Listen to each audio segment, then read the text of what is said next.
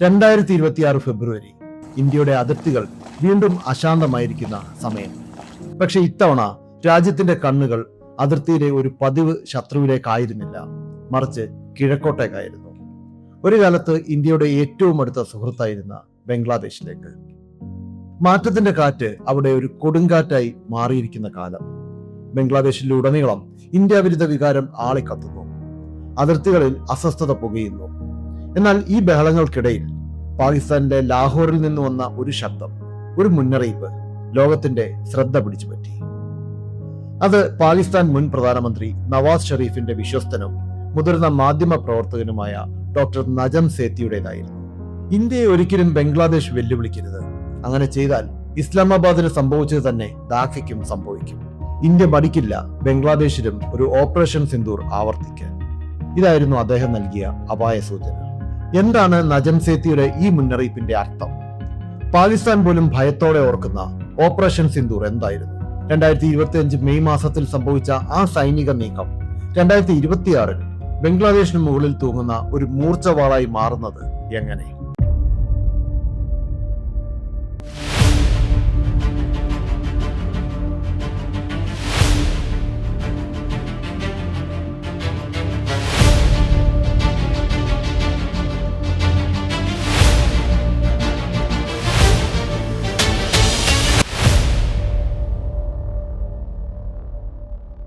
കഥ തുടങ്ങുന്നത് വർത്തമാനകാലത്താണ്.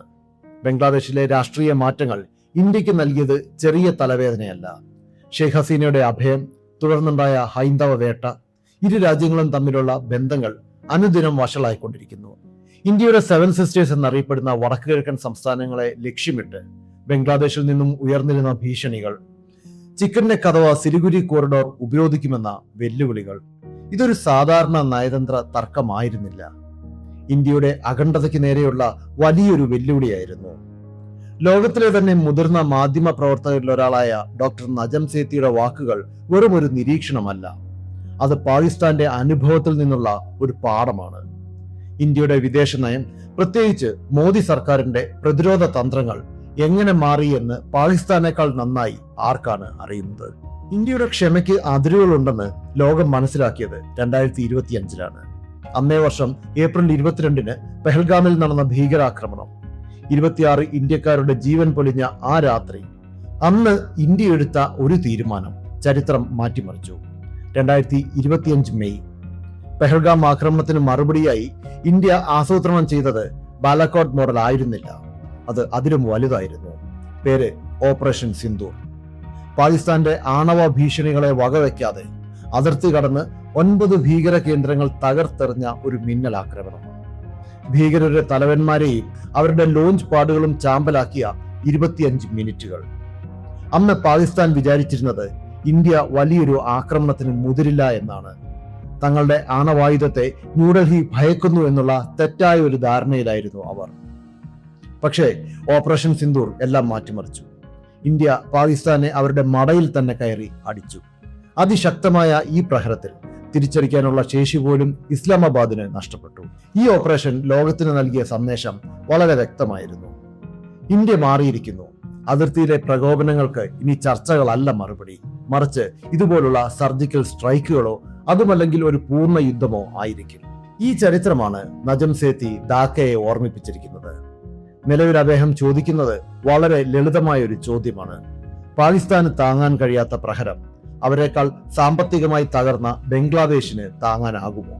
ധാക്കയിലെ ഇടക്കാല യുഎസ് ഭരണകൂടം ഇന്ത്യയെ പ്രകോപിപ്പിച്ചിരുന്നപ്പോൾ അവർ മറന്നത് ഈ പുതിയ ഇന്ത്യയാണ്. നജം സേത്തി ഇവർക്കും ബംഗ്ലാദേശിലെ പുതിയ സർക്കാരിനും മുന്നറിയിപ്പ് നൽകിയിരിക്കുന്നു. ഇന്ത്യയുടെ ക്ഷമയെ ഒരിക്കലും ഒരു ദൗർബല്യമായി ബംഗ്ലാദേശ് കാണരുത്. വേണ്ടിവന്നാൽ കിഴക്കൻ അതിർത്തിയിലും ഒരു ഓപ്പറേഷൻ സിന്ദൂർ നടത്താൻ ന്യൂഡൽഹി മടിക്കില്ല എന്നാണ് അദ്ദേഹം പറഞ്ഞത്. ഇതൊരു ഭീഷണിയല്ല, അതിനുമപ്പുറം ഇതൊരു റിയാലിറ്റി ചെക്കാണ്.